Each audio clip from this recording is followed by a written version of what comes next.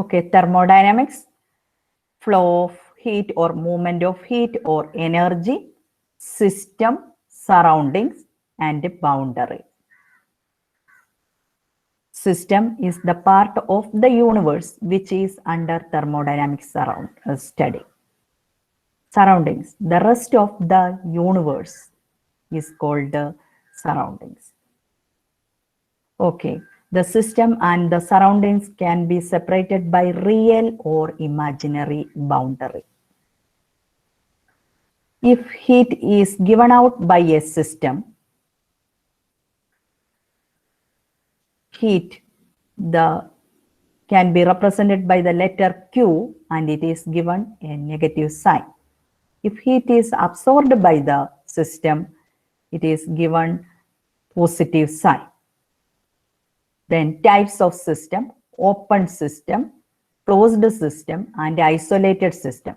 This classification is based on the transfer of heat or energy and matter between the system and the surroundings. First, we can see what is an open system.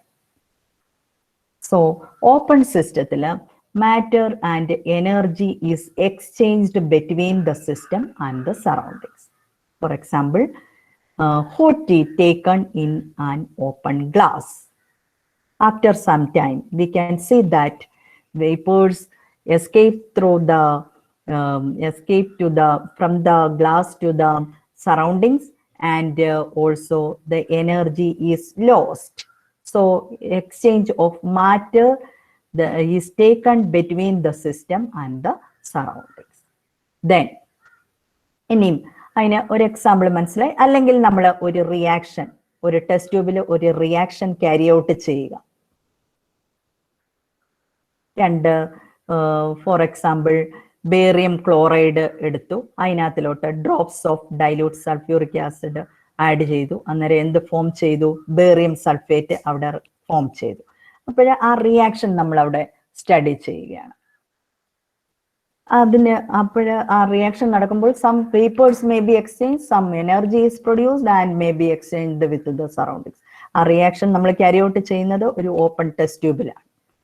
Okay, that is an example for open system. Then closed system. Closed സിസ്റ്റത്തിൽ അവിടെ എന്താണ്, നമ്മൾ ഇനി ഈ glass tea എടുത്തു, hot tea എടുത്തു, അതൊരു lid വെച്ച് അടച്ചേക്കാണെന്ന് വെച്ചു.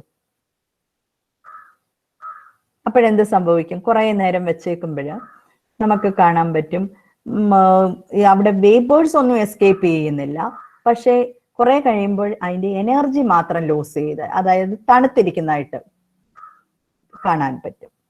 അപ്പോഴ് ഇവിടെ only exchange of energy is taken between the system and the surroundings, but not matter.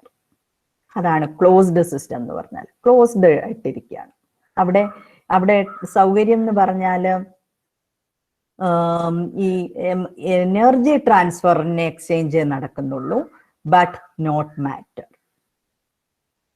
അപ്പോഴ് റിയാക്ഷൻസ് ക്യാരി ഔട്ട് ചെയ്യുക, ക്ലോസ്ഡ് വെസലിൽ ക്യാരി ഔട്ട് ചെയ്യുവാണെന്നുണ്ടെങ്കിൽ അതൊരു ക്ലോസ്ഡ് സിസ്റ്റത്തിന് എക്സാമ്പിൾ ആണ്.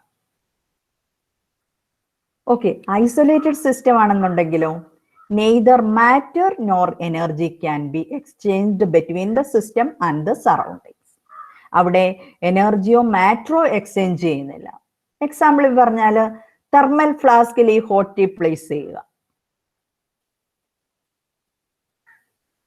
അപ്പോഴ് കുറെ കഴിഞ്ഞാൽ അതിൽ എന്തിനാണ് കീപ്പ് ചെയ്യുന്നത്? ഹോട്ടായിട്ട് ഇരിക്കാൻ വേണ്ടിയും കൂടെയാണ്. അതുപോലെ തന്നെ അവിടെ തെർമൽ ഫ്ലാസ്കിൽ അവിടെ ക്ലോസ് ചെയ്തിട്ടുണ്ട്. തെർമൽ, അതായത് തെർമൽ മീൻസ് ഇൻസുലേറ്റഡ് ആയിട്ടുള്ള വോൾസ് ആണ്.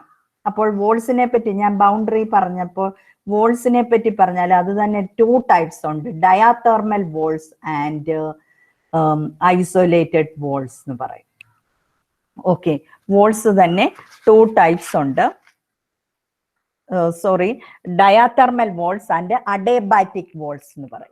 അന്നേരം ആ ഡയാതെർമൽ വോൾസിൽ എനർജി അങ്ങോട്ടും ഇങ്ങോട്ടും ഹീറ്റ് ട്രാൻസ്ഫർ നടക്കാം, അല്ലെങ്കിൽ എനർജി ട്രാൻസ്ഫർ നടക്കും.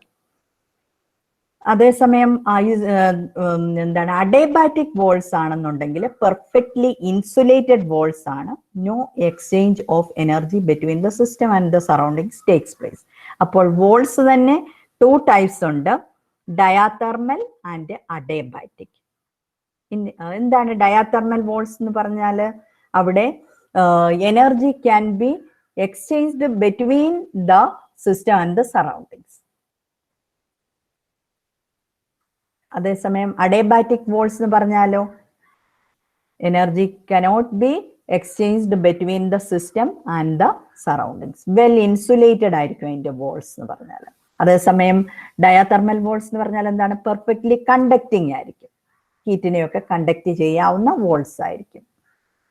ഓക്കെ, അങ്ങനെ ഉള്ള പെർഫെക്റ്റ്ലി അഡേബാറ്റിക് വോൾസ് വെച്ച് നിർമ്മിച്ച ഒരു ഇതിനകത്തില് ഒരു സിസ്റ്റം കൺസിഡർ ചെയ്യുവാണെന്നുണ്ടെങ്കിൽ അതിനകത്തിൽ എനർജിയോ പെർഫെക്റ്റ്ലി ക്ലോസ്ഡോ ആണെന്നുണ്ടെങ്കിൽ it neither allows the passage of matter or energy. അങ്ങനെയുള്ള സിസ്റ്റത്തിനെയാണ് നമ്മൾ പറയുന്നത് ഐസൊലേറ്റഡ് സിസ്റ്റം.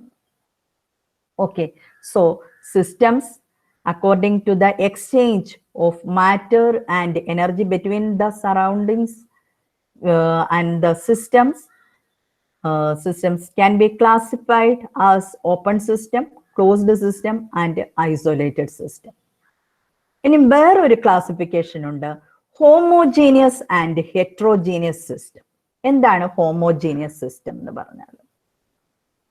അതുപോലെ തന്നെ ഹെട്രോജീനിയസ് സിസ്റ്റം എന്ന് പറഞ്ഞാൽ എന്താണ്? ഹോമോജീനിയസ്, അവിടെ എന്താണ് ഹോമോജീനിയസ് സിസ്റ്റം എന്ന് പറഞ്ഞ് ഉദ്ദേശിക്കുന്നത്? when a system is uniform throughout, it is said to be a homogeneous system. For example, ഒരു ഗ്ലാസ്സിൽ ഒരു 500 ml വെള്ളം എടുത്തു, അതിനകത്തിലോട്ട് 1 table spoon sodium chloride add ചെയ്തു, നന്നായിട്ട് സ്റ്റെയർ ചെയ്തു. അപ്പോൾ അത് ഷുവറായിട്ടും അത് വാട്ടറിൽ ഡിസോൾവ് ചെയ്യും 100%.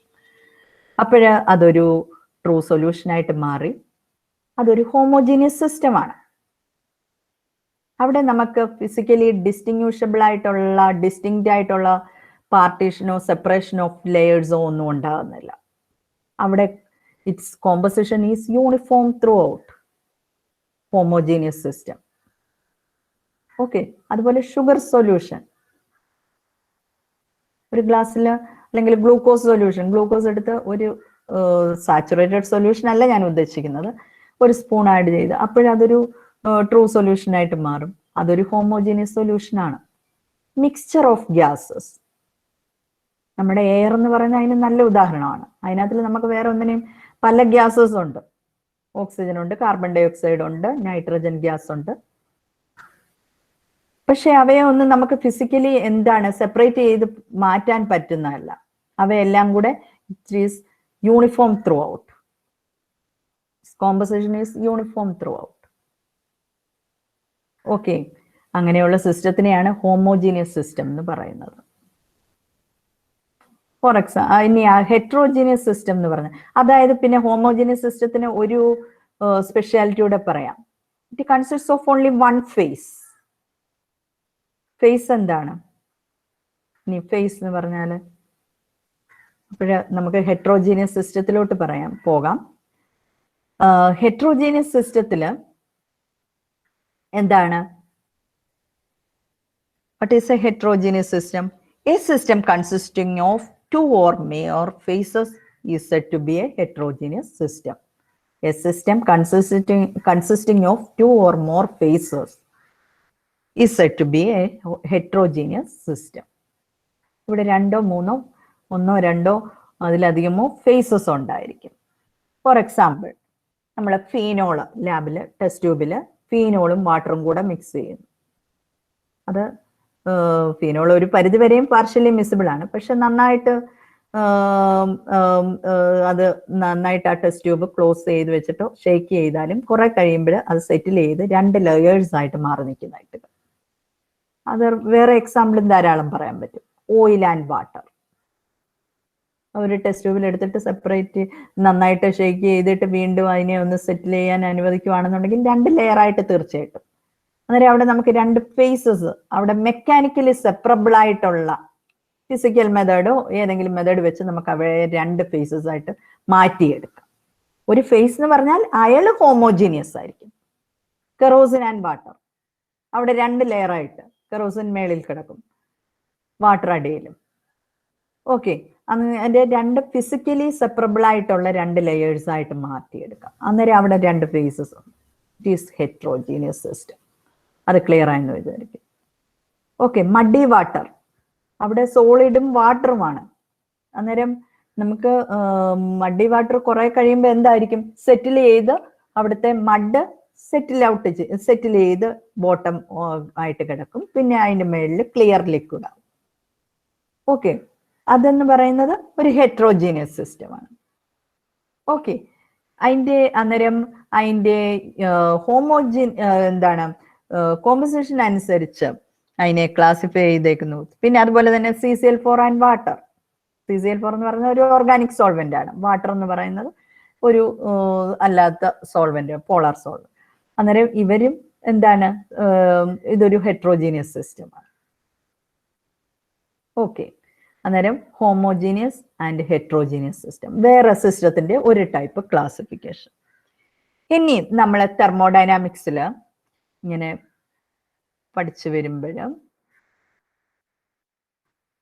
വേറെയും ഹോമോജീനിയസിന് വേറെ example aqueous solution of NaCl, aqueous solution of sodium sugar, heterogeneous system, ice in water, oil in water, etcetera. Then we are dealing with the properties of a system. First, macroscopic property. നമ്മൾ തെർമോഡൈനാമിക്സിലെല്ലാം deal ചെയ്യുന്നത് macroscopic properties ആണ്. എന്താണ് macroscopic properties എന്ന് പറഞ്ഞാൽ? Macroscopic properties are the properties associated with a macroscopic system or a bulk system. അല്ലെങ്കിൽ ഇതിനെ bulk property എന്നും പറയും. നമ്മൾ തെർമോഡൈനാമിക്സിൽ ഡീൽ ചെയ്യുന്നത് not only a single atom, ഒരു സിംഗിൾ ആറ്റം ഒന്നും എടുത്തല്ല. അവിടെ നമ്മൾ ഒരു ബൾക്ക് സിസ്റ്റമാണ് നമ്മൾ എപ്പോഴും തെർമോഡൈനാമിക്സ് സ്റ്റഡിക്ക് വേണ്ടി എടുക്കുന്നത്. ഒരു സിംഗിൾ ആറ്റം, ഒരു സിംഗിൾ മോളിക്യൂളോ ആയിരിക്കത്തില്ല. എടുത്തിട്ട് അതിന്റെ പ്രോപ്പർട്ടീസ് അല്ല നമ്മൾ സ്റ്റഡി ചെയ്യുന്നത്. ഓക്കെ, നമ്മൾ എപ്പോഴും ഡീൽ ചെയ്യുന്നത് മാക്രോസ്കോപ്പിക് സിസ്റ്റംസ് ആയിരിക്കും. അന്നേരം അതിനുമായിട്ട് റിലേറ്റ് ചെയ്തുള്ള പ്രോപ്പർട്ടീസ് ആണ് എന്ത്? Microscopic properties.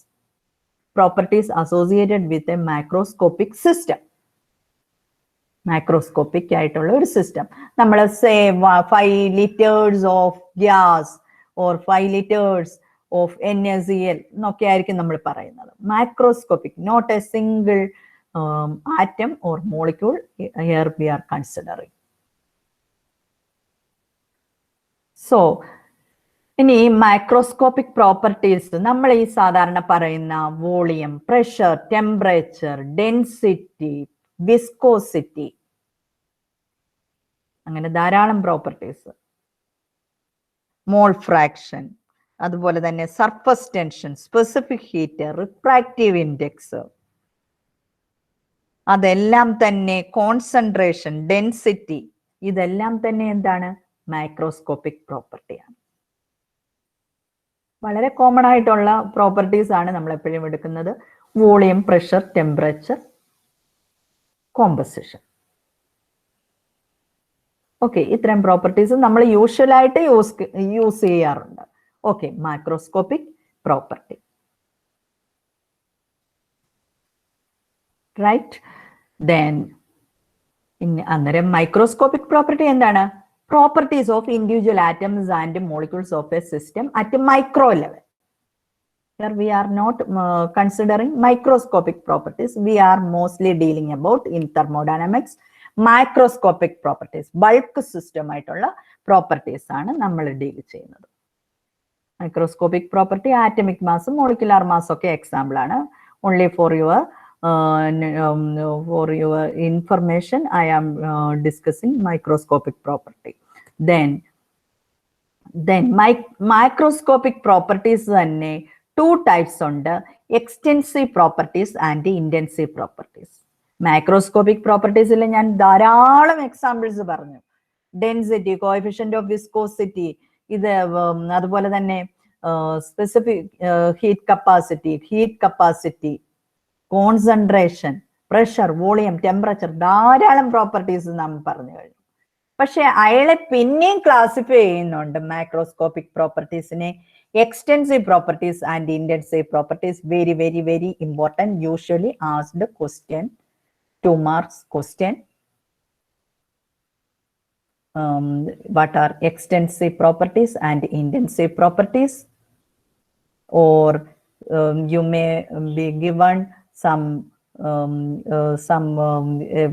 properties, then out of them classify what is an extensive, out of these following properties, what are the extensive properties or what are the intensive properties? Okay, അതിൽ ഏതൊക്കെയാണ് extensive properties, intensive properties ഏതൊക്കെയാണെന്ന് choose ചെയ്യാൻ ചോദിക്കാം. അല്ലെങ്കിൽ which are not extensive properties എന്ന് പറഞ്ഞ് ചോദിക്കാം. അങ്ങനെ ഒരു കുറെ ക്ലാസിഫിക്കേഷൻ, കുറെ എക്സാമ്പിൾസ് തന്നിട്ട് അതിൽ നിന്ന് ഏതാണ് എക്സ്റ്റെൻസീവ് പ്രോപ്പർട്ടീസ് അല്ലാത്തതെന്ന് വേണമെങ്കിൽ ചോദിക്കാം, ഏതാണ് ഇന്റൻസീവ് പ്രോപ്പർട്ടീസ് ഇതിൽ അല്ലാത്തതെന്ന് ചോദിക്കാം. അങ്ങനെയൊക്കെയുള്ള different modes of questions can be asked from this. Very very important. എന്താണ് എക്സ്റ്റെൻസീവ് പ്രോപ്പർട്ടീസ്? നമ്മളിപ്പോ ഈ പറഞ്ഞ കുറേ എക്സാമ്പിൾസിൽ there are some properties which depends on the amount of matter that is present are called extensive properties. അപ്പോൾ ഏതൊക്കെയാണ് extensive properties? Mass, volume, ഇതെല്ലാം extensive പ്രോപ്പർട്ടീസിന് example ആണ്. പിന്നെയും ഉണ്ട്, ധാരാളം എക്സാമ്പിൾ ഉണ്ട്. ദെൻ അപ്പോൾ ഇന്റൻസീവ് പ്രോപ്പർട്ടീസ് എന്താണ്? The properties which do not depend on the amount of matter present are called intensive properties.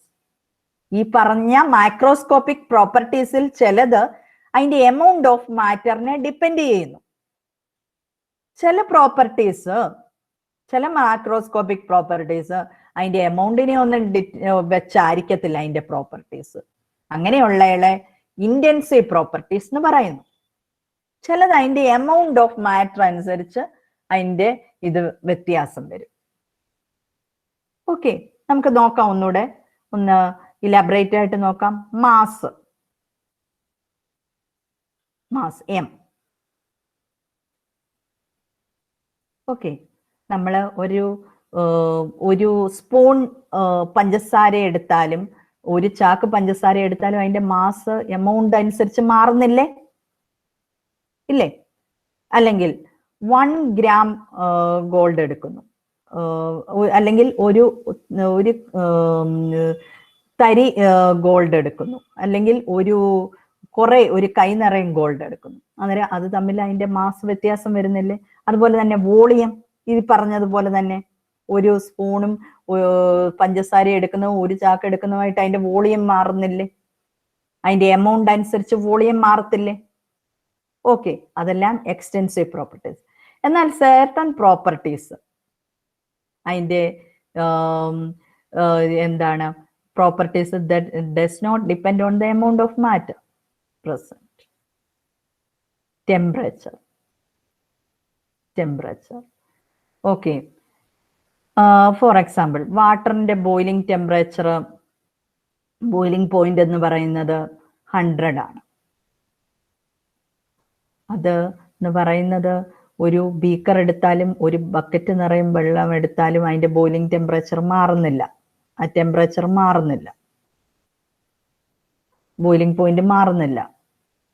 Okay, അത് അതിന്റെ does not depend on the quantity or amount of substance present. Temperature, pressure, it does not depend on the amount of matter present.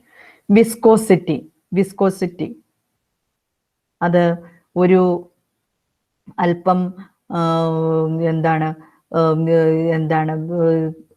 Nitrobenzene എടുത്തു, ഒരു 1 ml എടുത്താലും 1 litre എടുത്താലും അതിന്റെ viscosity of nitrobenzene same ആണ്. Okay, surface tension of water, അത് 1 ml എടുത്താലും 1 litre എടുത്താലും അതിന്റെ സർഫസ് ടെൻഷൻ മാറുന്നില്ല. It does not depend on the amount of matter present. Density of water is same for any quantity. അത് always constant. It does not depend on the amount of matter. Okay, then വേറെ examples നിങ്ങളുടെ ടെക്സ്റ്റിൽ ധാരാളം തന്നിട്ടുണ്ട്. What about concentration? Concentration extensive property ആണോ intensive property ആണോ? You think?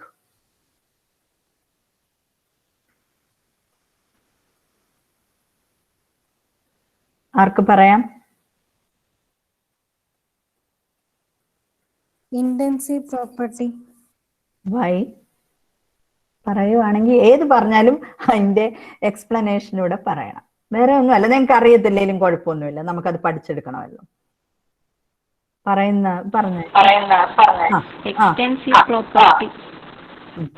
Extensive. Okay. അപ്പോഴ് ഇവിടെ രണ്ടും പറഞ്ഞു, പിന്നെ ആലോചിച്ചിട്ട് പറഞ്ഞു എക്സ്റ്റെൻസീവ് പ്രോപ്പർട്ടിയാണ്. കോൺസെൻട്രേഷൻ എന്ന് പറഞ്ഞാൽ നമ്മൾ തീർച്ചയായിട്ടും വിചാരിക്കുന്നത് എക്സ്റ്റെൻസീവ് പ്രോപ്പർട്ടി ആണെന്നാണ്.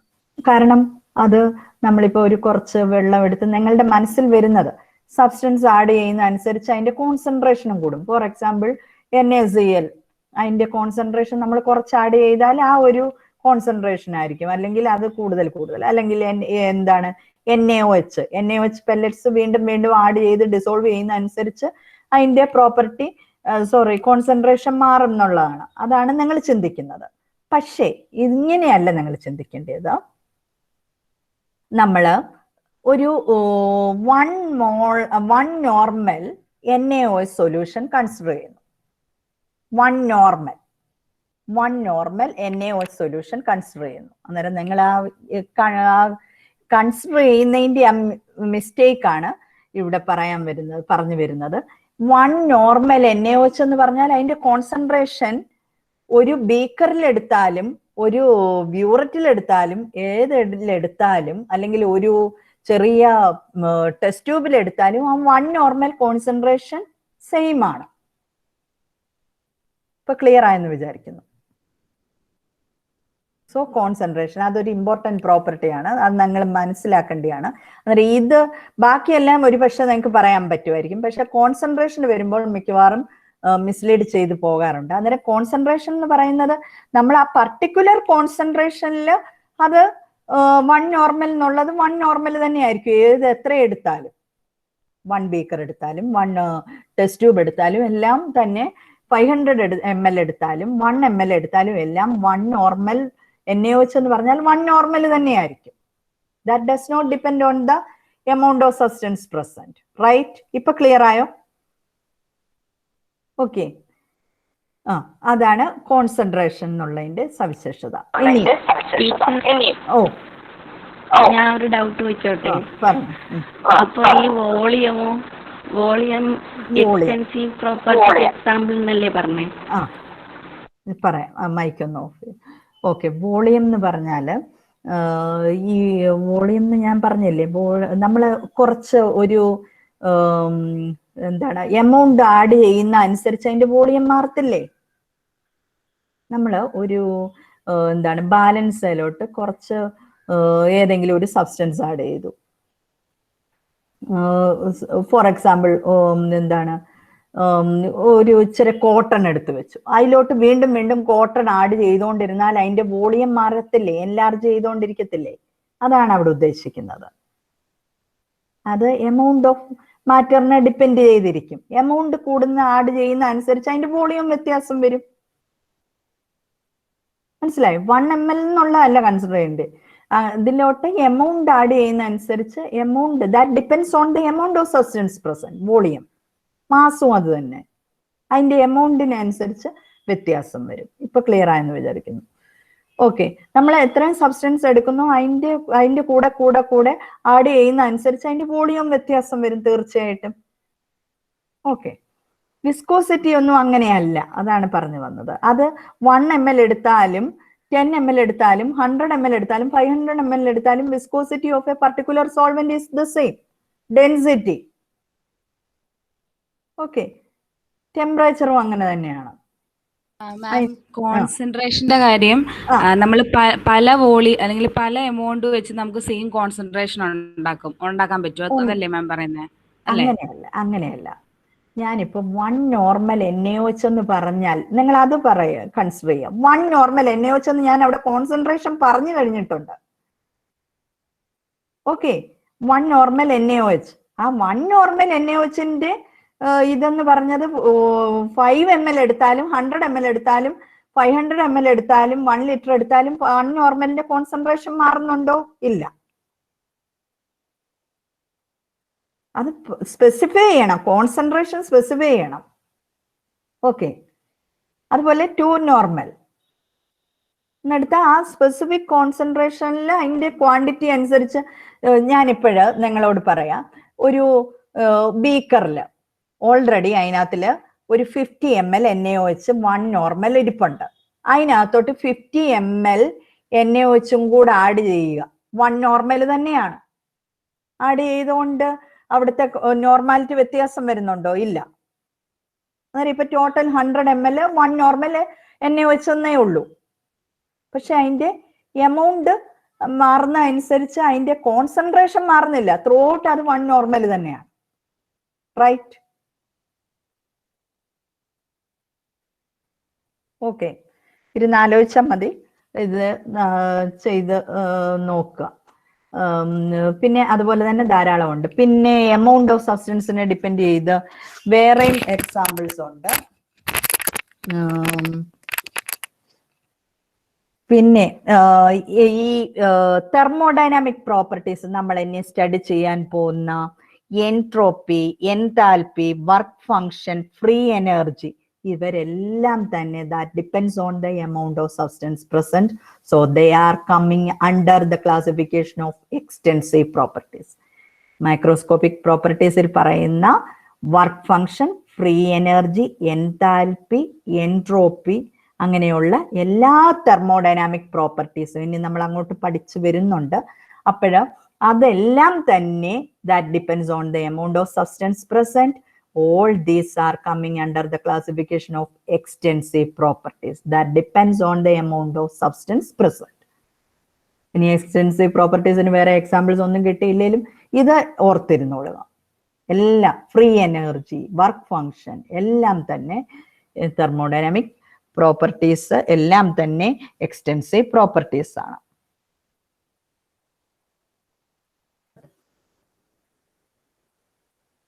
ഇനി വേറെ ഒരു കാര്യം,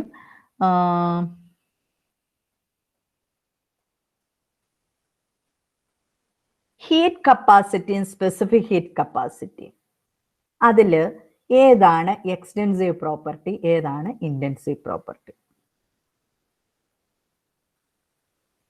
ഹീറ്റ് കപ്പാസിറ്റി എന്താണ്? First of all heat capacity എന്താണെന്ന് മനസ്സിലാക്കണം. What is heat capacity? Specific heat capacity intensive ആണ്. Very good. Any heat capacity ഓ? അത് എക്സ്റ്റെൻസീവ് ആണ്. Okay, very good. അന്നേരം എന്തുകൊണ്ടാണെന്ന് മനസ്സിലാക്കിയിട്ടായിരിക്കും പറഞ്ഞതെന്ന് വിചാരിക്കുന്നു. ആ കാരണം അതിന്റെ ഡെഫിനിഷൻ അറിഞ്ഞിരിക്കുക. Specific heat capacity, yes right, പറഞ്ഞു. സ്പെസിഫിക് ഹീറ്റ് കപ്പാസിറ്റി എന്ന് പറഞ്ഞാൽ 1 മോൾ സബ്സ്റ്റൻസിനുള്ള എനർജിയാണ്. അതെപ്പോഴും ഫിക്സഡ് ആയിരിക്കും ഒരു സബ്സ്റ്റൻസ്. 1 മോൾ മാത്രമാണോ? അവിടെ ഒരു കാര്യം കൂടെ പറയണം. It is the amount of energy required to change the temperature through 1 degree Celsius of 1 gram of substance. ഇല്ലേ? 1 gram ആയിക്കോട്ടെ, 1 milligram ആയിക്കോട്ടെ, അതിന് അവിടെ നമ്മൾ സ്പെസിഫൈ ചെയ്യുന്നുണ്ട്. അതാണ് specific heat capacity. 1 degree rise ചെയ്യാൻ വേണ്ടി 1 kilogram ആയിക്കോട്ടെ, അതിന്റെ 1 degree അവിടെ സ്പെസിഫൈ ചെയ്യുന്നുണ്ട്. 1 gram ഓർ 1 kilogram ഇല്ലേ?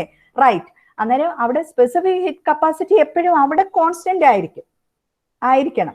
അതിന്റെ എമൗണ്ട് മാറുന്നതനുസരിച്ച് സ്പെസിഫിക് ഹീറ്റ് കപ്പാസിറ്റി മാറത്തില്ല. പക്ഷെ ഹീറ്റ് കപ്പാസിറ്റിയിൽ 1 degree മാറാൻ വേണ്ടിയെന്നേ പറയുന്നുള്ളൂ. അവിടെ നമ്മളെ എമൗണ്ട് പറയുന്നില്ല. റൈറ്റ്? അതാണ്. അതുകൊണ്ട് ആ എമൗണ്ട് മാറുന്ന അനുസരിച്ച് അവിടുത്തെ ഹീറ്റും വ്യത്യാസം വരും, ഇല്ലേ? അതാണ് heat capacity, specific heat capacity. Specific heat capacity you remember അവിടെ നമ്മൾ പറയുന്നുണ്ട് 1 gram of substance 1 degree Celsius rise temperature rise ചെയ്യാൻ വേണ്ടുന്ന എമൗണ്ട് ഓഫ് എനർജിയാണ് അവിടെ പറയുന്നത് സ്പെസിഫിക് ഹീറ്റ് കപ്പാസിറ്റി എന്ന്. അത് എപ്പോഴും കോൺസ്റ്റന്റ് ആയിരിക്കും ഒരു പർട്ടിക്കുലർ സബ്സ്റ്റൻസിനെ സംബന്ധിച്ച്. പക്ഷേ എന്നാൽ ഹീറ്റ് കപ്പാസിറ്റി എന്ന് പറയുന്നത് അവിടെ നമ്മൾ എമൗണ്ട് മെൻഷൻ ചെയ്യുന്നില്ല. പക്ഷെ എമൗണ്ട് മാറുന്ന അനുസരിച്ച് അത് അവിടെ 1 degree റൈസ് ചെയ്യണം.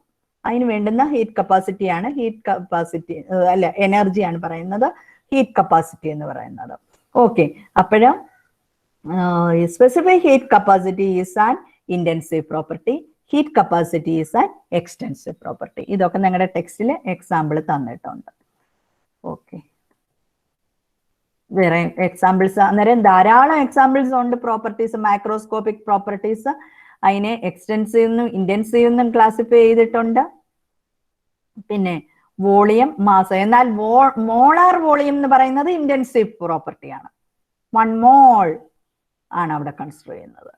Okay, then density, molar mass, molarity, mole fraction, molality എല്ലാം തന്നെ അവിടെ എല്ലാം തന്നെ സ്പെസിഫിക് ഹീറ്റ് കപ്പാസിറ്റി എല്ലാം തന്നെ, മൊളാരിറ്റി എല്ലാം തന്നെ മുമ്പ് നമ്മൾ പറഞ്ഞ പോലെ നോർമാലിറ്റിയുടെ പറഞ്ഞ പോലെ തന്നെ ഇന്റൻസീവ് പ്രോപ്പർട്ടീസ് ആണ്.